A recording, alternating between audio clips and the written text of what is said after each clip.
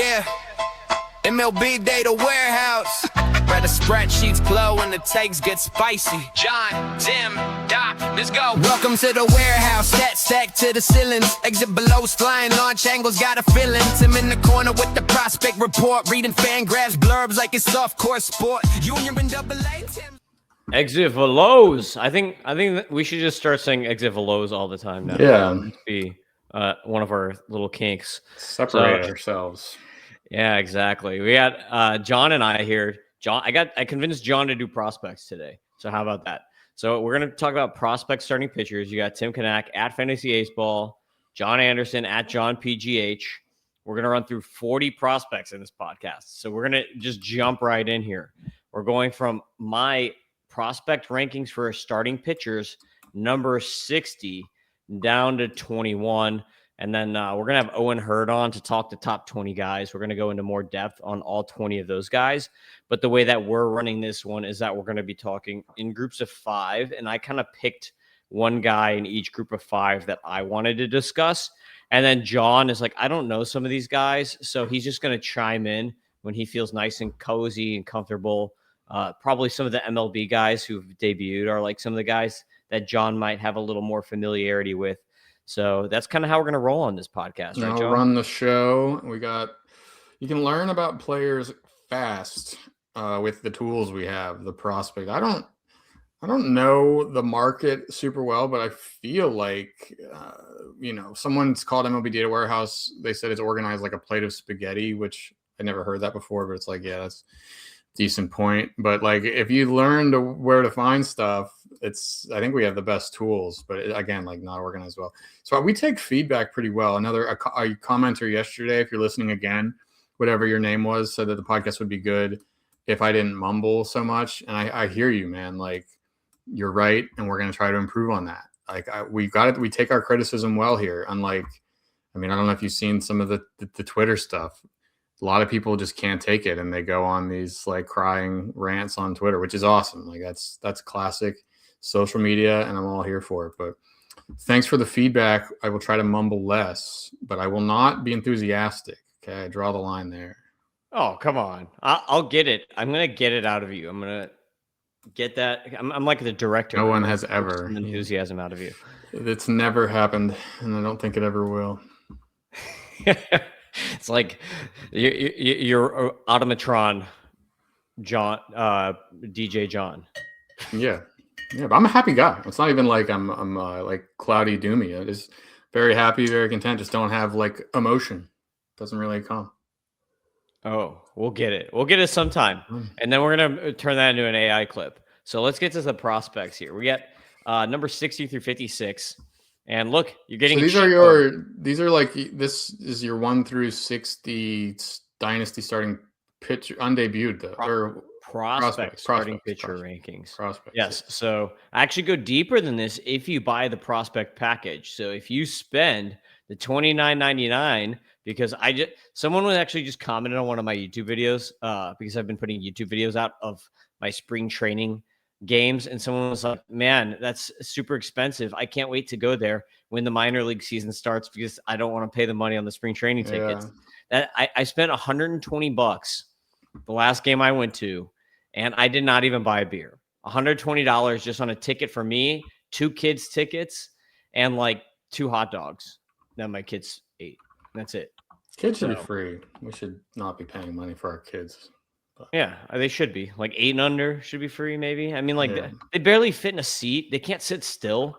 Like the whole time they just want to walk around. So like, which is cool with me because I like to get different angles. So that's one of the things that I'm doing is I'm like going around getting different angles of the games. I like to get like the open views of people's stances.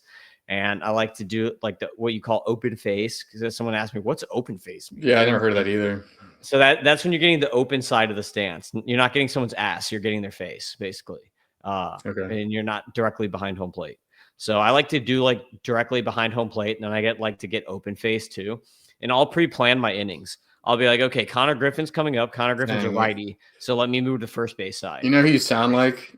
You sound like a way less annoying version of that Zach Hampel dude who You're not stealing baseballs from kids, but do you know that Zach Hampel, the dude that gets all the home run balls and batting I've practice seen balls that and guy. collects?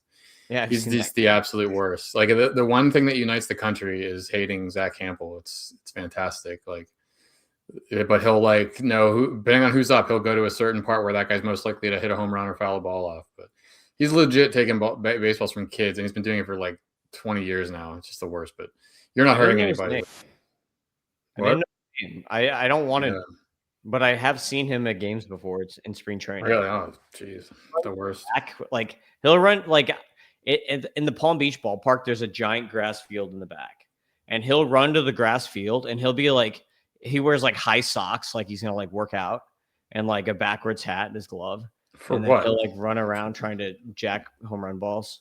So For what? For grass what? field. I don't. Why? What? Why? I don't know either. All he knows. You know, I guess.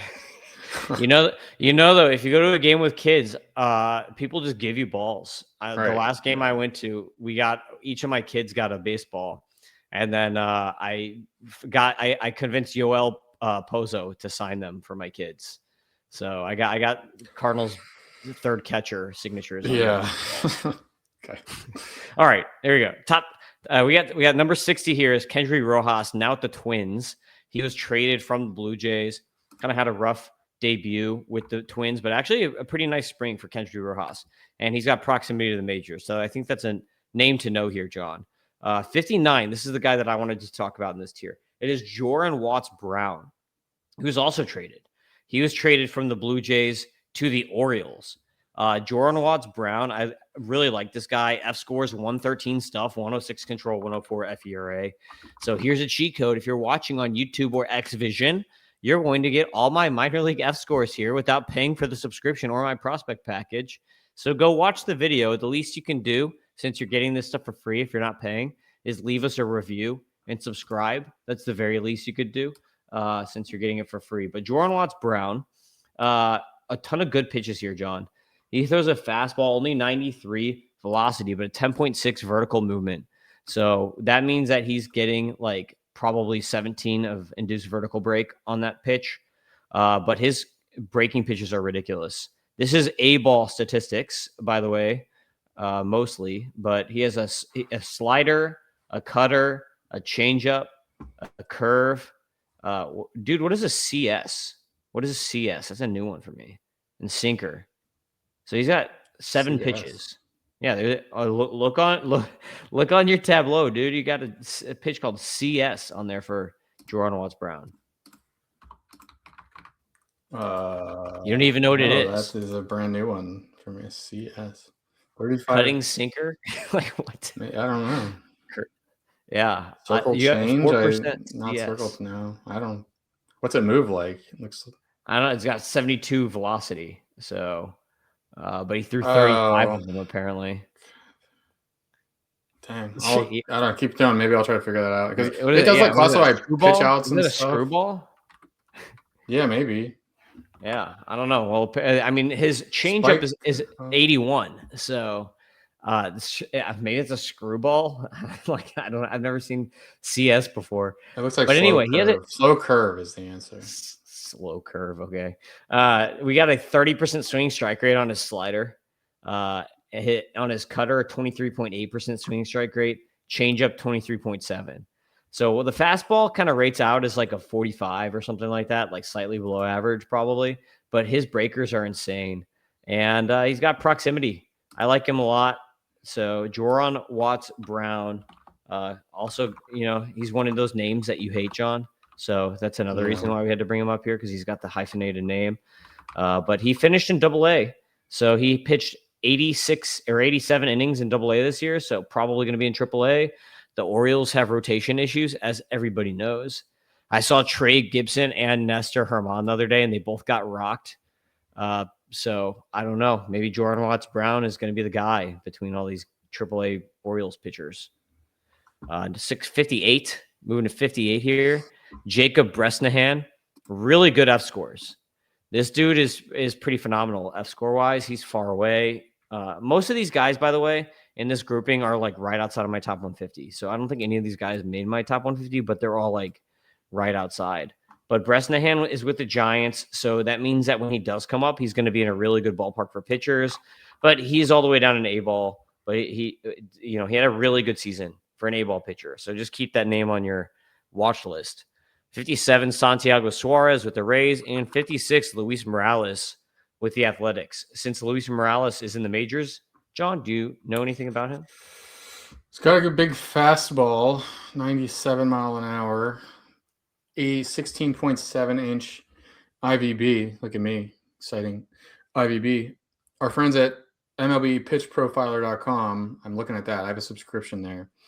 There'll be some pitch modeling stuff courtesy of them this year, maybe on the dashboards. I don't know. I probably should ask permission from the dude, but 97 Pro Stuff Plus on it.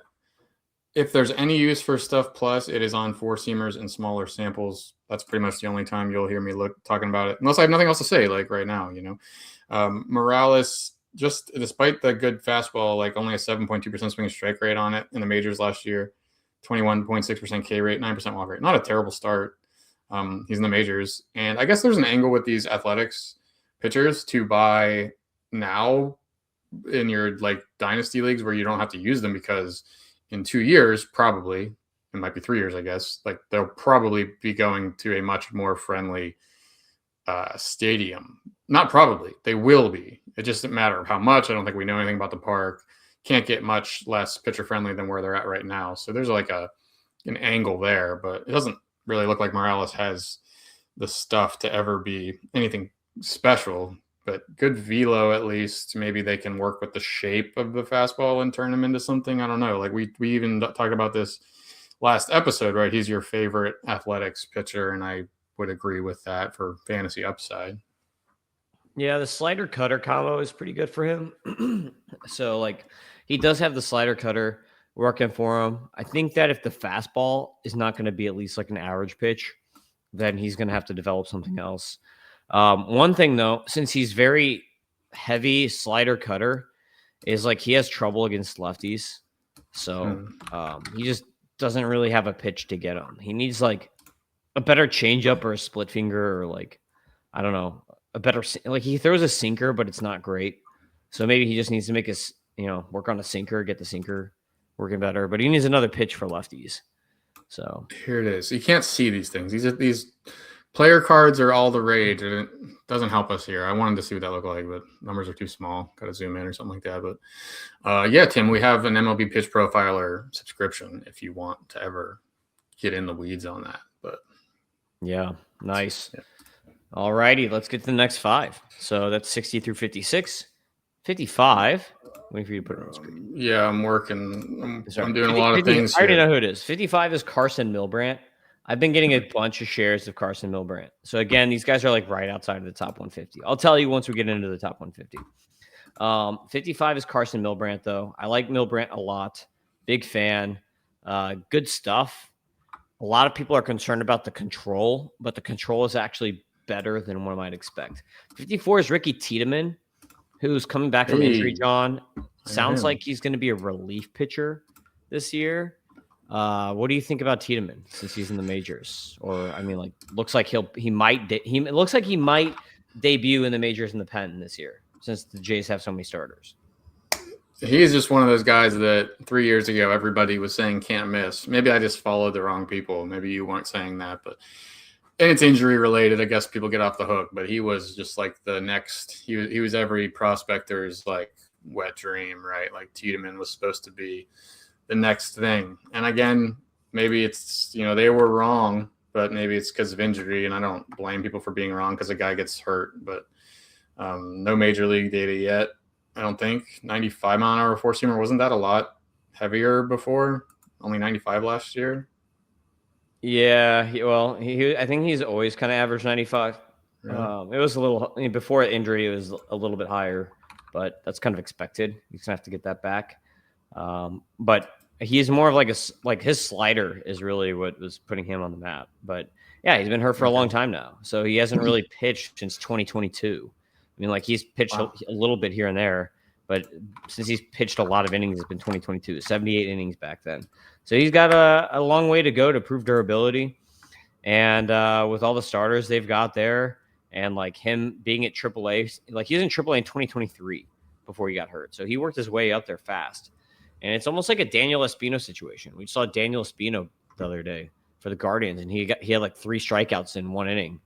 Very nice because that guy's been gone for a long time too.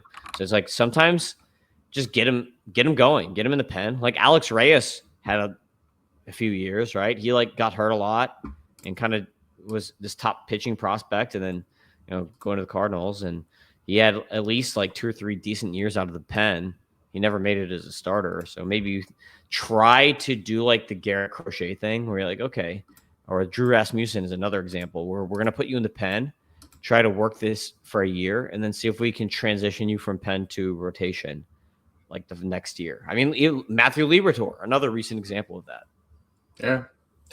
Yeah, he's easy to forget about because it's again, like 4 years ago, he was one of the guys that people were like, get this guy, and hasn't worked out, but tons of injuries.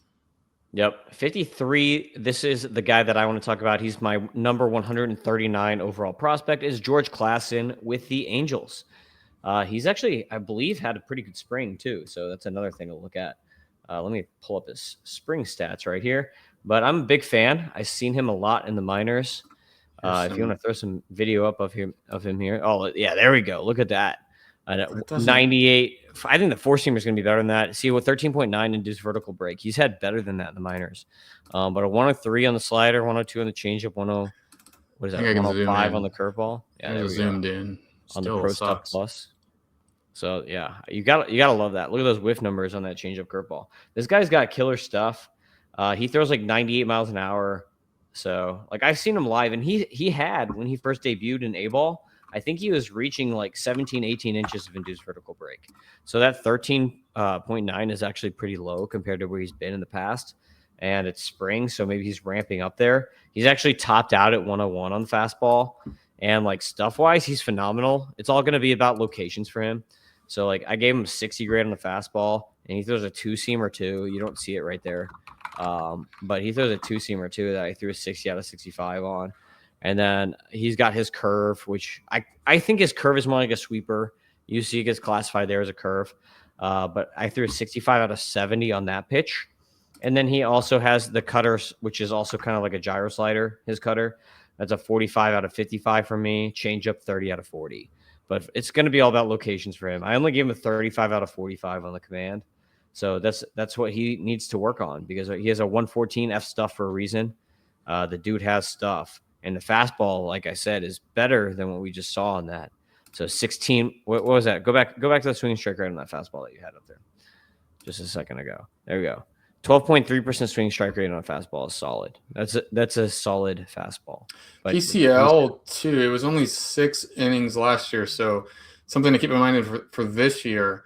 A lot of these West Coast teams will keep their pitchers, and the Mariners do it a lot. I don't know if the Angels do it, but like they'll kind of let their pitchers grow in AA because the Pacific Coast League, that's the AAA for the Western teams. Like it's such a brutal pitching environment that they just would rather, I don't know what it's about. They don't want to do that to the guys, or they don't feel like they can trust the numbers as well or something like that.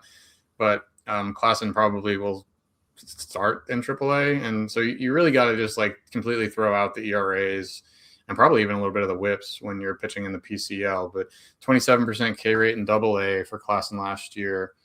And that came up a touch. It was even better than that in 6 innings in AAA. So he's about 28% K, 10-ish% walk, so pretty good. I'm surprised he's showing up this early on here and outside of your top 50. That's kind of surprising.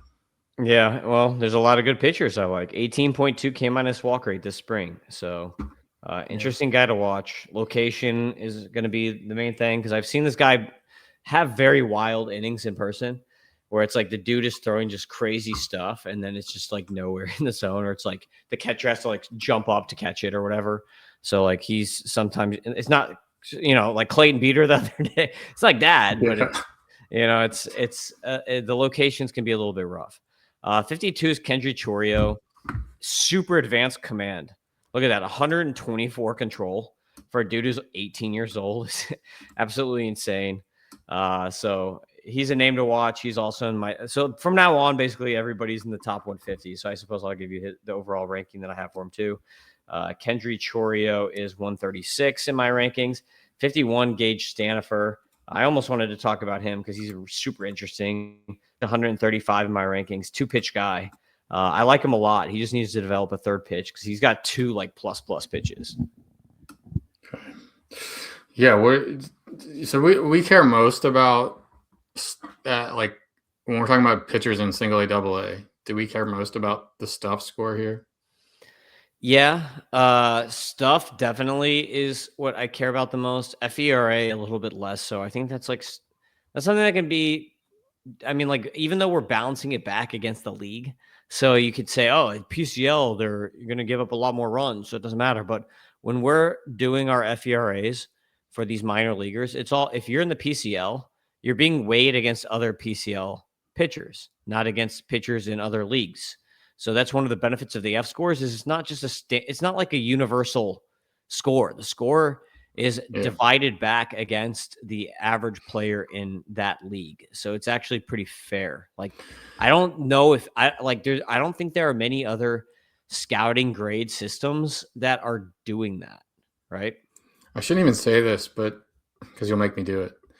I had the thought of getting park factors for minor leagues. Nobody's doing that. And it's very possible now with the data we have, especially after this year. When we get maybe next year, we'll do that next fall. Okay. Because we're going to get StatCast data for every park.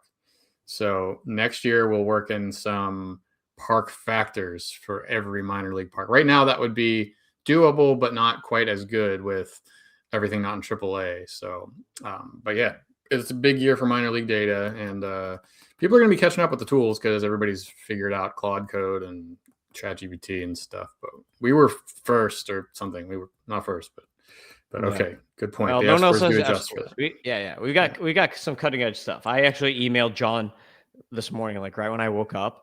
I was like dreaming of. Yeah, it made no sense to me. I didn't understand what you meant at all. We'll talk about it after the podcast. I've got an idea though. So I can tell you were just like you just had a thought and didn't want to forget about it, so you just fire off an email to me. Like, okay. Yeah, it's like right when I woke up for my morning PP. I'm like your magic. You rub the bottle and I'd like pop out with stat to put your ideas into play or something. That's how it works. Exactly. Okay, next 5 here. We're in the top 50 now. 50 is Cash Mayfield. Padres. We actually talked about him. I think was that Doc? Doc and I talked about him. I remember him. So I did the Padres prospects one with you. So yes, you did that with me. He's the number one Padres prospect for me. Yeah. But you can see F scores love it, man. 118 stuff, 111 control, 115 FERA. Like this guy's he's an F score darling. It'll just be interesting to see if he actually is a Padre at some point. So let me ask you a question. He's 134 overall. Interjection, totally separate. I'm on the clock in this DC. Ryan Weathers or Joe Musgrove for this year? Musgrove. Okay, I'm taking Weathers. I want Weathers. All right, whatever. It wasn't because I was fading. I knew what I was going to do. I just wanted to see what you say. But I would pick Musgrove. Safer. We talked about that yesterday. Yeah, we might have talked about that exact thing yesterday, actually. Maybe not. Yeah, maybe. 134, Cash Mayfield. Problem with Cash Mayfield that people are going to have is that he's a changeup first guy, and people don't like that.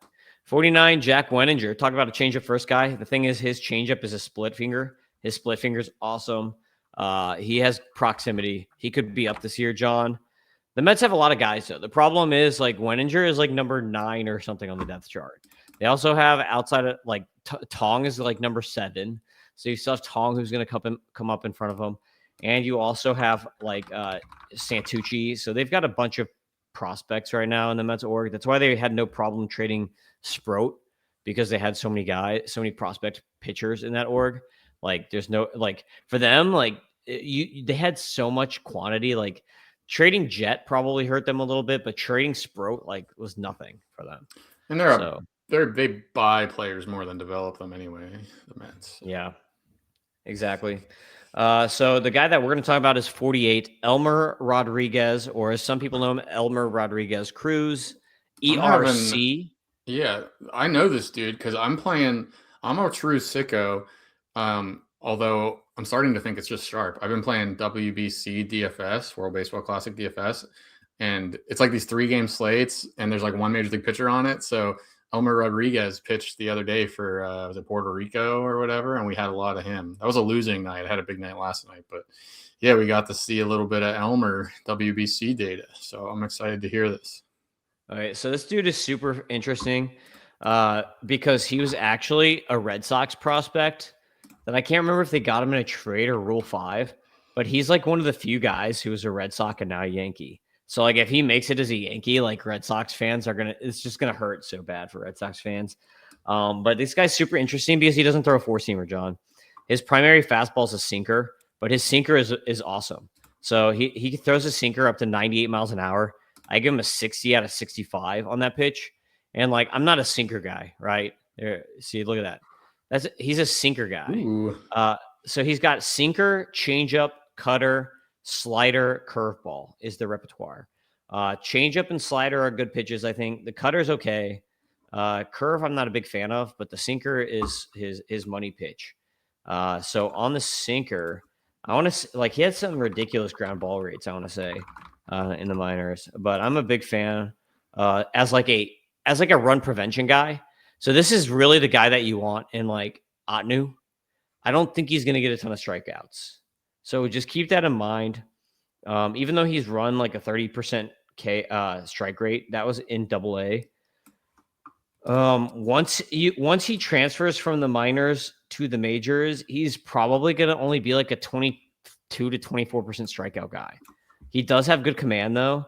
So you might only be looking at like 14% K minus walk rates, 14 to 16. My comp is a skinny Logan Webb. He's just going to be that type of pitcher. He's not going to get a ton of Ks. So if you think you're going to get a guy with a ton of Ks, because I know he's like a popular name right now, that's just not who he is. He's going to be a ground ball guy who gets a bunch of outs, low ERA, good whip, but lack of strikeouts. Yeah, that's right. Sinkers. Remember that, people. Sinkers equal low strikeout rates. Nolan McLean, right? McLean's kind of in the Logan Webb kind of thing. Not to get hung up on recent happenings, but add McLean to the American traders list. Just like loses us the game against Italy last night. What a loser. He can get. I mean, McLean has like 6 pitches. He can generate. Yeah, we're not. I know. Just got to figure out the mix. My victory lap will be sweet if McLean sucks this year, but if he's good, I will run away from it as always. Yeah. Number 47 is TJ Nichols, my 131 overall prospect. This dude pitched a ton of innings. This guy, I think, had the most innings in minor league baseball last year. So this dude just tons of innings, 3-pitch guy, fastball, slider, changeup. He's on the Rays. The Rays, no pitchers. He's got proximity on his side. But the Rays also like to milk guys. Like they'll have guys just sitting around forever in the minor leagues. Like I feel like the Rays are like the last team to call people up. He's going to be in AAA this year. So we'll see, but almost 134 innings last year. And he's big dude, 6'5", 189 pounds. So TJ Nichols, pretty solid player here. While we have this up, when you look at this, Tim, I did the mailbag podcast last week and somebody asked me about these player cards. What do you look at when you see these? Do you care about the arm angle and like this stuff? Like, walk us through this because I think it's interesting to hear what analysts look for in these cards. Okay, so what I look at first is I'm going to obviously your eye is automatically going to go to the Pro Stuff Plus.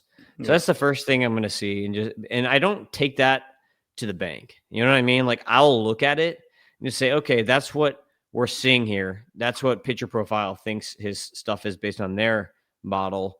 Then what I'm going to do is I'm going to look on the fastball. I'm going to look at velocity. I'm going to look at spin. I'm going to look at induced vertical break. So those are the 3 metrics that I'm looking at on a fastball. Now it depends on the other pitches, right? On the other pitches, like a slider, I want to look at spin. So I'm trying to see the spin rates on the slider, and I'm trying to see the velocity. An 87 mile per hour average slider is really good. Most sliders are like 80, like a bad slider would be like 80 in the low 80s. Eno always likes to say this just because it's an easy rule of thumb. Any slider over 85 miles an hour is probably a good slider. So you can see 87.3. Yeah. That's a very good slider as far as velocity. So that's one of the things that I'm going to look at is the velocity on the slider. The changeup, you're going to look at separation. literally the velocity of a changeup doesn't matter on its own. All that matters Right. is the separation between the four seamer and the changeup. So the more separation between those two pitches, the better.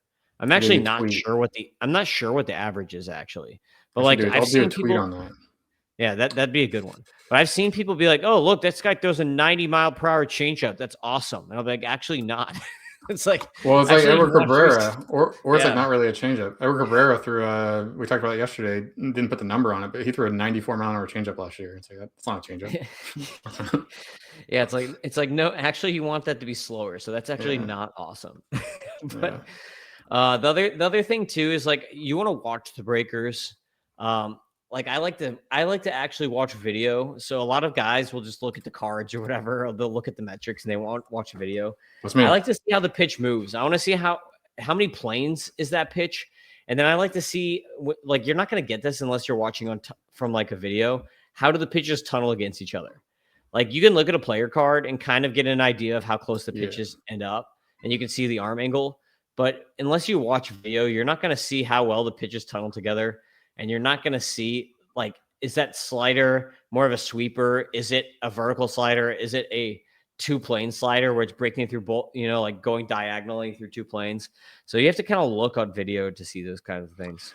I should copy Cardi's idea because Cardi did this. He's got in his Batcast model, which that'll be on Fangraphs pretty soon. I don't think the details will be in it, but he said he's quantified pitch tunneling, and he gave me enough of a hint on how to do it that I could probably steal it and do it, Yeah. and we can have a number for that, which would be really cool because I've never seen that. I've never seen someone say, "Here are the top tunnelers, and here's a number to show you that." Now, just because you do it doesn't mean you did it right, and it's kind of risky because it's like physics based. You have to like put the movement into a physics calculation. Of course, AI would be doing this for us, right? And wouldn't have any chance of this before, but it would be nice to do that. But good breakdown on the cards there where we should move forward. Yeah, what you want to do is it all depends on where the release point is. So you take the release point, and then you're taking the movement from the release point. So movement is good, but movement is only good if tunneling is also good. like movement can be the guy bad knows if what's the tunnel coming. It if, doesn't matter. yeah, movement can be bad if the tunneling is horrible. Like I remember I saw Noble Meyer a couple of years ago in A-ball, and I was like, man, this guy's pitches are ridiculous. Like the movement on him was sick. But there's just like the reason Noble Meyer is not a good pitching prospect, the reason he's not on this list is number one, he can't command the movement. Like the movement is ridiculous, but it's like he has no idea how to command it. And then number two is there's just not enough tunneling. And if you actually can do that the right way, you can actually become like we would be able to transition that to help teams know, okay, this dude needs a bridge pitch like between these two pitches. That's why that's why it's really important to throw cutters nowadays, because if you have a really good fastball and you have a really good slider, or you have a really good, especially if you have a sweeper, if you're like a fastball sweeper guy, you need a slider or some sort of cutter to bridge those two pitches because there's too much velocity difference between the two. Okay. Well, if I ever come up with a number, I'll send them over to you and you can do the eye test because I don't watch enough games to know. And I also just don't trust my eyes. Like I don't know. I know how to look at numbers. I don't know how to look at like real life. That turns into me being like a very good husband too, right? Like women love a guy that is just thinks only in numbers and can't read anything other than numbers. But yeah, it's time. Well, that's all time. Developing eye is all time. So it's like that's why like you'll have like scouts who've been doing it for 30 years and they're awesome at it because they watch. Yeah. It's all just about get reps is what it is. So like I go to tons of minor league games. Like I go to more minor league games than most people. So it's all reps. But the other guy on that list was Patrick Forbes, who was an FYPD guy. He hasn't debuted yet with the Diamondbacks. Fan of his. He throws 100 miles an hour. So anyone who throws 100 miles an hour is definitely a name to watch. So Patrick Forbes, no F scores, but I like him. Do you think we'll get to yes or no question? Do you think we'll get to a point where we're talking about like 105? Yeah, Jordan Hicks did it. But average, like will the new like benchmark be 105? Like 100 won't be anything? There's a cap to human durability. Right. Like they're gonna find ways to make elbows hold up better. Like there's gonna be like vitamins or something that you can take that MLB is gonna legalize where it won't be like a steroid. Where it's like, okay, this will actually help your ligament hold up a little bit better. Is it about that though, or there's also a limit on just how there's some max that no matter what, even full exertion, the best athlete in the world. There's some max at how hard they could throw an object, but I wonder where it is, because I don't think anybody would have thought. Nobody would have thought this many guys would be throwing 100, and nobody would have thought Mason Miller would be hitting 104 or Chapman, whoever it was. So maybe it'll keep pushing. Someone's gonna hit like 110 someday, probably while we're alive. But like I bet against that. There's definitely gonna be a cap. Yeah, maybe not 110. I don't know. 105 the mound back. At one point, did they move the mound back too? Like, at what point will the hitters have no chance, and they'll have to like move it back or lower it or something like that? We could really be, I don't know, interesting topic, but not for today. Yeah, exactly. Okay, next group here, 45 is Johnny King. Johnny King is pretty interesting. This dude debut, like I saw his debut actually in A-ball in Jupiter, 120 stuff. So definitely like Johnny King. Command is something to watch out for. A lot of people just know the name Johnny King. He's a hot name, because what happens is that you'll listen to prospect podcasts that are not like ours, and they're not actually going to feed you data that corresponds. Like, I'm giving you looks, I'm giving you data, and I'm not just feeding you names, because there are prospect podcasts out there where they'll just say Johnny King is a name to watch, and his name is King, so it's easy to remember. And you're like, oh, I heard Johnny King's a baller, and you don't really know anything about him, right? So Johnny King is a guy that I've actually seen. I have him. Let me find his overall real quick here. 128 overall in my last ranking. The dude has 5 pitches. Fastball does have IVB. He only tops out at 96, though, so it's like a mid-90s fastball. So this dude is not hitting 110. But he does have a sinker, curve, slider, changeup. Curve is pretty solid. Sinker's all right. And I did get live looks on him. So Johnny King I like. I compared him to Carlos Rodon. My compliment is shades of Carlos Rodon. But he does have a good stuff numbers. Needs to work on the locations. 44, Didier Fuentes. This guy. Talk about him, because he might be in the Braves rotation real quick. Yeah, this is what it's going to come down to. Is it's going to be him or J.R. Ritchie maybe. Fuentes has better stuff than Ritchie. Ritchie played in the Futures game, so people like that. But Fuentes has way better stuff. The issue with Fuentes is that people are going to not like him. Well, I guess if it's actually good if you're looking for value. People are going to not like him because he debuted last year and had like a 9 ERA. But he was the youngest pitcher to ever debut and start. He was 19 years old and was the youngest starting pitcher, I think, in Major League history to debut at 19. But he's a fastball sweeper guy. I've got a 70 grade fastball here and 50-60 on the sweeper. He has a splitter and a curveball too that are not good. But you can see even the other day in spring, all he threw was 2 pitches. He could be an elite closer right now with those 2 pitches at the age of 20 years old. Didier Fuentes. So Fuentes, big fan. Got to develop the 3rd and 4th pitches. But he's super young, so he has time. He's only maybe 20 years old this year, which is absolutely insane. But this is what the Braves do. People don't realize this. Everyone associates the Angels as the team that pumps prospects up and promotes them way too fast. But the Braves have done this a number of times now with AJ Smith-Shawver. Michael Harris. Now with Fuentes. There were a bunch of guys. I mean, like they had a ton of guys that never made it as pitchers because they debuted like way too early. So I guess, 58% four seamer. We were talking about that yesterday with Ryan Nelson. It doesn't work in the majors. And I guess there's more, like the legend of Bryce Elder is just, man, that guy. Like, but you mentioned in all of baseball, worst starting pitcher in all of baseball. Probably, but he seems like a nice guy, so he gets out there. He eats up the innings. It's like a hilarious punchline. Like Braves fans just make a really funny joke out of it. But who did you say the other guy was? TJ or AJ Smith-Shawver? No, the other guy that might compete with Fuentes. Ritchie. Yeah, I knew it was some initial J.R. Ritchie or something like that. Yeah, J.R. Ritchie does not have stuff. That guy, he had good numbers last year. He's had solid run prevention numbers, but I think he's like a number 5 starter at best. Like he is not in my top 150 prospects. Right. Fangraphs, for whatever reason, has him as the Braves' number 1 guy, 68 overall. He pitched in the Futures game, so people like him. But like he only had a 15.2 K minus walk rate. Like 10% walk rates and 25% K rates in the minors are like that's not going to translate very well. That's going to translate to like a 20% K rate.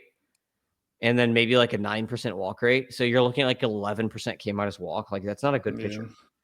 I was just saying because it looks like I thought Fuentes might be knocking on the door for SP5, but he's might be SP7 right now with Elder, Holmes, Ronaldo, Strider, Sale. So no reason to draft Fuentes, but we'll see him at some point, I think. And the fastball gives him something to be hopeful about.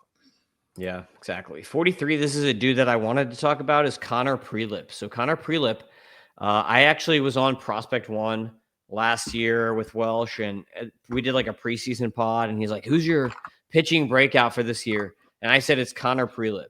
And Connor Prelip was awesome last year. He just didn't pitch enough because he was coming off of Tommy John surgery. This is a guy who would have been like a top 5 overall pick in the draft had he not gotten hurt. But he was drafted knowing he needed Tommy John. Basically, the Twins picked him like after the college season, and they're like, okay, we already know he needs Tommy John. And they got him as a steal. They got him in the second round when he would have been like a top 5 pick. But last year he pitched 82 and 2/3 innings. So they were kind of babying him a little bit.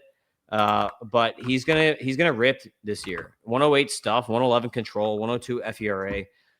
Really good metrics. Look at those top 3 pitches there. Fastball, slider, changeup. Very good for him. I like Prelip a lot. I've got him and he could debut too. He's a lefty. So I've got him at a 118 overall in my rankings, but I gave him a 60 grade fastball, 65 out of 70 on the slider, and a 55 out of 60 on the changeup, 50 out of 50 on the command. I think he's a really good pitcher. I think with health, this guy could be a top, like a number 2 pitcher. Like I put my comp from is shades of Johan Santana. So I think he could be like a light Johan Santana type pitcher. It's just going to depend on health for him. He's really freaking good. Swinging strike rates are off the chain. 16.3% swing strike rate on the slider, 14.6 on the fastball, 24.4 on the changeup last year. Sorry, there's video here, but I kind of missed it. Oh, boo! We need throw it up there. Let's watch. You could tell me if you think my Johan Santana comp is solid on this guy. I like him a lot, man. This guy, by the way, too, I don't think the Twins have any lefties. So this might be like the one lefty that can come up for them. Okay. Well, I can't argue with you. Good take. I never heard of him. Connor Prelip. Yeah. Try to spell that. There's a bunch of I's, E's, and P's in that name. Yeah. Prelipp. If you're trying to look him up. Yeah. Good luck with that. Yeah, exactly. 42, David Hageman. He came over in the Mitch Keller trade, which is hilarious. That the Rangers basically traded like 3 top 10. Merrill Kelly. Prospects. You said Mitch Keller. Yeah, Merrill Kelly. That's what I meant. Same guy. That's funny. I always think of those two the same too. Yeah, it's like the same kind of initials. Yeah, same kind of pitcher, same initials. Yeah. Merrill Kelly's better than Mitch though. But yeah. So anyway, yeah, they re-signed him. So they basically got 3 like top 10 pitching prospects, all for like a rental for 2 months. So that's a pretty sick trade for the Diamondbacks. But Hageman I'm a big Hageman guy. I got him at 119 overall. 60 out of 65 on the fastball, 60 out of 65 on the slider, which is a gyro slider, 50 out of 55 on the sweeper. So Hageman, 116 F stuff, 121 control, 112 FERA. F scores, love this dude. 55 durability, you can see he did not pitch a lot of innings last year. So they're like, even like Doc thinks that there's reliever risk with him. I drafted him I think I got him in the MLB Data Warehouse league. I got him in a bunch of leagues this offseason, but he had a 30.3 K minus walk rate when he came over from Arizona in 20 innings. Okay. Yep. Mick Abel, 41. This is a guy that you want to talk about. He's been amazing this spring. So talk about Mick Abel. Yeah, we talked about him the other day. You can look at the part 2 redraft preview. We talked about him. Like good fastball, questionable command in the past. I don't know. He got hit pretty hard in the majors last year when he debuted, but now he's on the Twins, and we think that's maybe good. Good park, better park, decent track record of developing pitchers there, if that matters. But Mick Abel, someone you should probably draft late in draft right now for 2026 in case he makes the rotation and in case some of these spring blow up gains have maintained. But you never know. Spring isn't trustworthy. So somebody's at Tim's window or something. Do we need to do No, my something here? dog's just going crazy. 39.4 K minus walk rate for Mick Abel. So really good spring this spring. And he's been on my prospect list forever. This dude needs to finally debut. I think he's been on my prospect list for like 4 years. So like He made time. a handful of starts last year. Didn't quite qualify.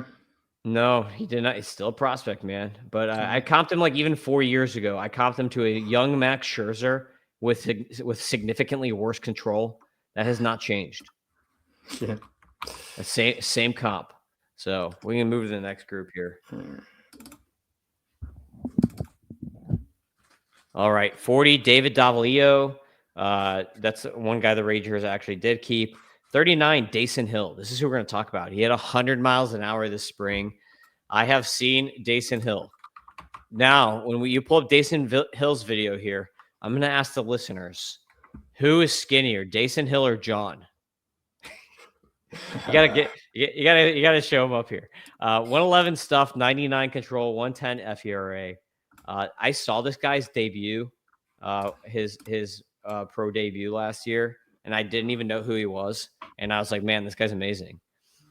There he is. Who's skinnier, John or Dason Hill? But I think him. He's got a. This is what's weird for him. He throws his sinker more than his four-seamer, even though his four-seamer is way better. So his four-seamer, I threw a 60 out of 65 on. Sinker, I only give him a 40 out of 45. But he also has a sweeper, 55 out of 60, changeup, 60 out of 65, and a curve, I threw a 50 out of 60. Big thing for him is going to be command. I give him a 25 grade on his command out of 45. So he's never going to get average command. But if he can have like a 40 grade command, this guy's going to be an amazing starter, I think, in the majors. Like this could be a top 40 starter at some point because his stuff is ridiculous. He has an earring. It's almost like buying it. If you're buying Dason Hill, think about it as you're buying like a Jacob Misiorowski like 3 years ago. Does that make sense? That makes it sound good. Yeah. Well, that's how I see him. 38. We got our boy Big Ben Hess. We've talked a lot about Ben Hess on this program. Big Ben Hess, close proximity here. Yankees pitcher. You can see I'm like the one guy who actually likes Ben Hess more than ERC, but that's because I think Ben Hess is actually going to get strikeouts at the major league level. 33% strikeout rate last year.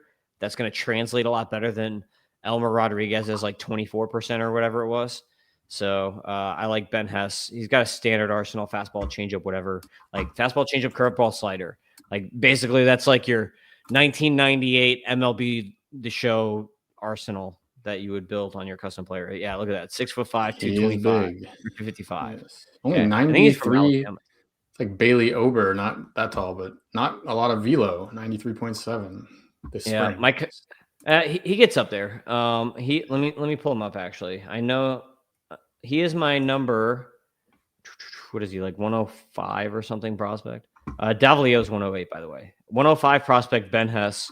He's gotten up to 99 on the fastball, so okay. he has reached up there before. But my comp is Lance Lynn for him. 37. Mitch Bratt. We got our Canadian starter here. He also came over in the Merrill Kelly trade. Mitch Bratt, super underrated in my opinion, and he debuted for Team Canada in the World Baseball Classic last time around at like the age of 18 and just got absolutely shelled by America as a high schooler. So that was fun. Yeah, America, baby. Mitch Bratt, isn't Bratt like a new age? Not new age. Isn't that like a trendy term? What the kids say? Bratt is like cool or something. I don't know, dude. When I grew up, brat was what you'd call like a I don't know, like a kid who's just wants too much crap or whatever. I think it means that something's really cool now or trendy, but I could be very wrong. 6'1", it's like ostentatious. That's like a kid. That's what you call like an ostentatious kid is a brat. Ostentatious. I don't think kids have words that are more than 2 syllables anymore. That's why they call him a brat, because they don't know the word ostentatious. Tim's getting the thesaurus out again. Go ahead. That's just my skill level, man. Yeah. Broadcast journalism degree from the University of Missouri kicking in. Yes.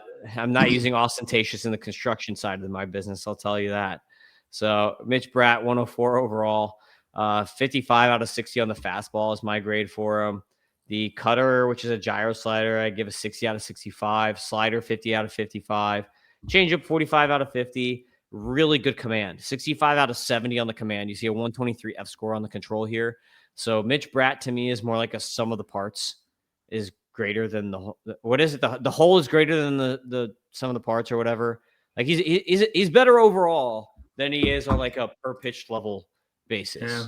Makes sense? Yeah, it does. All right. 36 Trey Gibson. I actually saw him the other day. Didn't look very good. I think JJ Weatherholt got him for a bomb. So yeah, I was not super impressed. Gibson had a pretty bad AAA experience. So yeah, there we go. Look at that though. Nice sweeper right there from Pitch Profiler. I got him at 103 overall. Let's see. I gave him on his sweeper a 60 grade. So yeah, that plays. I gave him a 60 on the sweeper, a 60 on the gyro slider, 50 on the fastball, 55 on the two-seamer. It's a lot of pitches. Cut fastball. Yes. We're calling. Is that just a cutter or is this a new thing? Do I have to deal with a I think that's fastball because he has a gyro slider too. So it's like, okay, is it a cutter or is it a gyro slider? Because that's what happens. If someone has a slider, a cutter, a fastball, and a gyro slider, then how do you label the gyro slider versus the cutter? Right. It's going to be so hard to do any of this in a couple of years. We're going to have 11 different pitch types, but yeah, you got to do it. They all move differently. You can't call them the same thing. These plots are cool. Not really. CS. You got your CS. Yeah. Slow curve or whatever to screwball. I don't know. Your splinkers and slutters, and remember Glassnow called it the slutter. That was funny. The slider cutter or something like that. I love the slutter. All right, next 5. I'm not a big slutter guy. We try to keep it, pretty pure here. Yeah, no slutting around here. 35, Caden Scarborough. Caden Scarborough, I've been getting a ton of shares of this guy. He's awesome. Love him. Far away. So that's why he's not higher in my rankings. Some people are going to be like, oh, some people have Scarborough like at number 60 or 70 already. And I'm like, dude, I cannot put high school pitchers who have only made it to A-ball that high in my rankings because there's the odds of them getting Tommy John before they reach the majors has to be like 30%, right? There has to be like a 1 in 3 shot that they get Tommy John before they get the majors. And then they step backwards like Travis Sikora and they lose value. So it's like there is that shot, which is why I just can't, like, I love him. I think he's awesome. I think he's going to be great. But I just can't put him that high in my ranking. Like, I got him at 101 just because he's so far away. 34, this is the guy I want to talk about because nobody talked about this guy. Wei N. Lin with the Athletics. So Wei N. Lin, this dude is awesome. I've got Wei N. Lin. By the way, he was 18, 19, made it to Double-A. He also pitched for Team Taiwan. So this is we are the official podcast of the country of Taiwan for baseball. So Wei N. Lin, number 99 overall in my rankings. This dude had 18 inches of IVB from the left side on his fastball. Look at this guy. Wei N. Lin. This guy's a stud. 117 on the slider metric. Look at that. It's a sweeper, but I give him a 65 grade on that sweeper. But yeah, 17 inches right there. He's run up to 18 inches of IVB on that fastball, and that fastball can hit 95. This guy reminds me of Luzardo when he pitches. My confirm is Jesus Luzardo matched with Shota Imanaga. 120 F stuff, 129 control, 106 FERA. For my 19-year-old who made it all the way to Double-A. Pretty crazy. He does kind of look like both of those guys put together. A little bit of Latin America, a little bit of Asian, definitely Asian in the name, but yeah, I would guess he's from Puerto Rico or something, but I don't know about that stuff. Is it better to have wrong graphic question about IVB? Do you get more IVB if you throw the fastball a little bit slower because it has more time to or is it the opposite, or is there no relationship? You can, for instance, like Owen Murphy has like the highest. Generally, do the hard throwers have less just because? Well, it just depends. It's all about grip. It just depends. If they're gripping the ball too hard, they're going to get less. I think you're going to technically get. Well, I mean, it's all about grip, really. It's all about grip strength and how they grip it and where the release is, because it's all about spin. IVB is all related to RPMs. The more spin, the more RPM you have, the more induced vertical break. And theoretically, if you're throwing the ball at a slower velocity, there's more time for that ball to spin more, right? Like it's just, I think there's a little bit of physics in there for that. So I would say so, but a lot of it also depends on release point on IVB. Really? So like shorter guys will generally tend to have more induced vertical break because they're releasing the ball from a lower release point. Okay, I need to look into this stuff and learn more about IVB. I was trying. I put this plot up on the main dashboard. I don't know if I do IVB exactly correctly.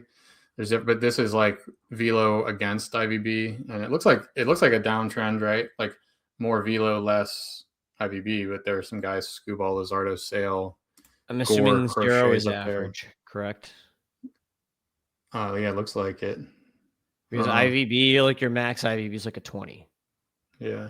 You wouldn't have a negative IVB unless 0 is like just middle range. I think, or is that like degrees of separation? The plot is 15 to minus 15, so it seems like 0 is I mean, but then you see Paul Skeens in the bottom right. Like it's not a killer by any means. Like you do not need this. Well, remember what people said when he was drafted. People were like, Skeens is overrated because his fastball's flat.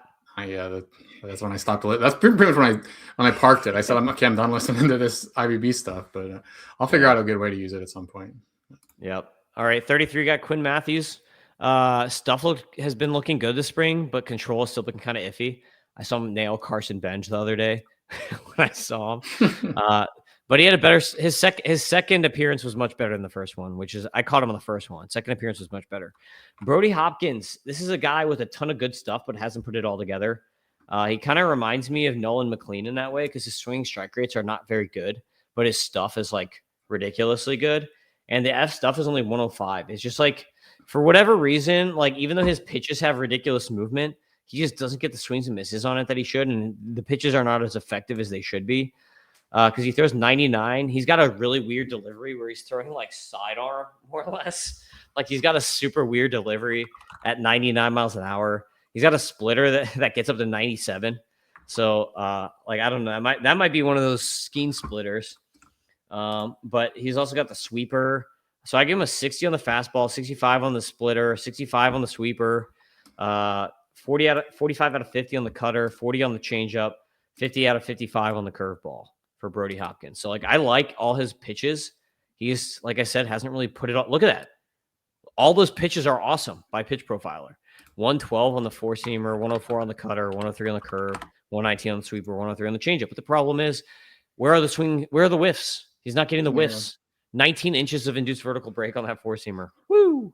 The favorite quote from Moneyball: if he's a good hitter, why doesn't he hit good? If this is what like Stuff Plus tells me that Ryan Nelson is a good pitcher. I'm like, he's a good pitcher. Why doesn't he pitch good? Not the greatest example, but you get it. My comp is shades of a wild Zach Wheeler.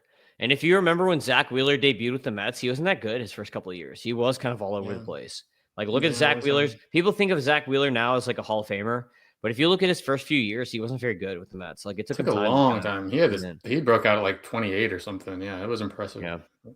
Yeah. Let's finish Gage Wood, and then I'll let you do the top 30 with Owen. How about that? Okay, that sounds good. Yep, 31 is Gage Wood, just drafted. So I have Gage Wood at, where do I got him? 93 overall. This guy had one of the best starts you'll ever see in college.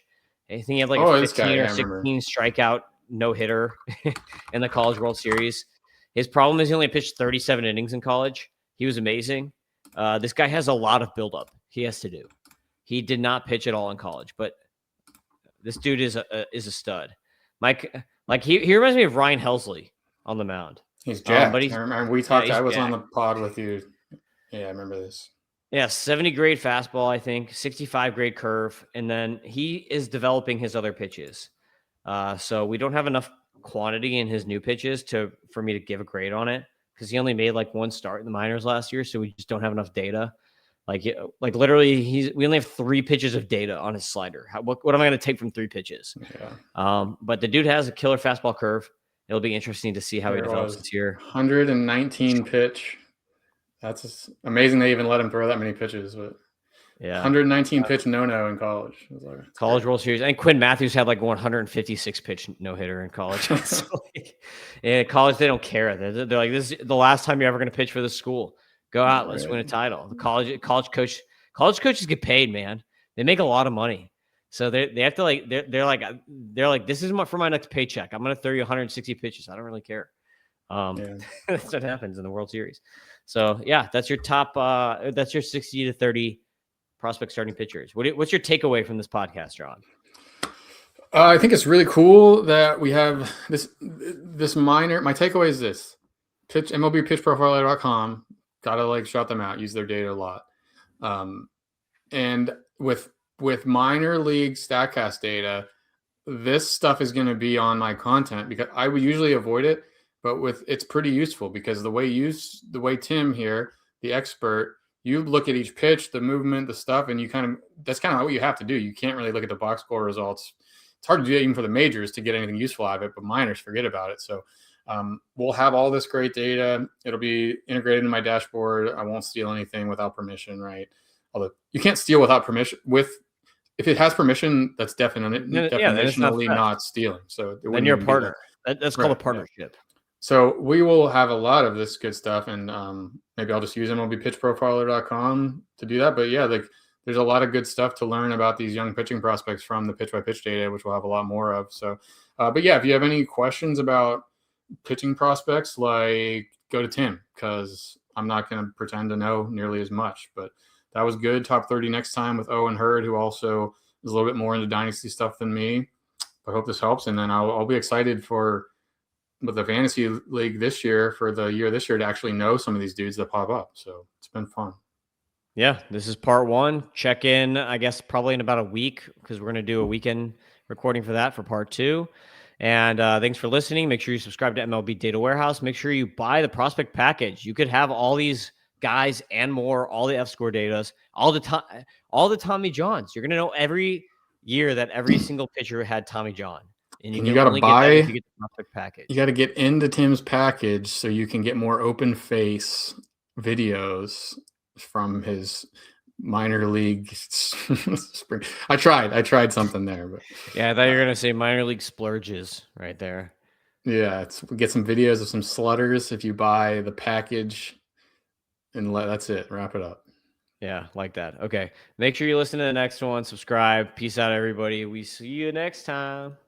Big Data Warehouse. Yeah, we bring the spree. Prospects, DFS, betting strategy. John's grumpy, Tim scouting like a man possessed. Doc drafting comeback stories better than the rest. But the tools are elite and the content's free. And your fantasy trophy gonna look prestigious.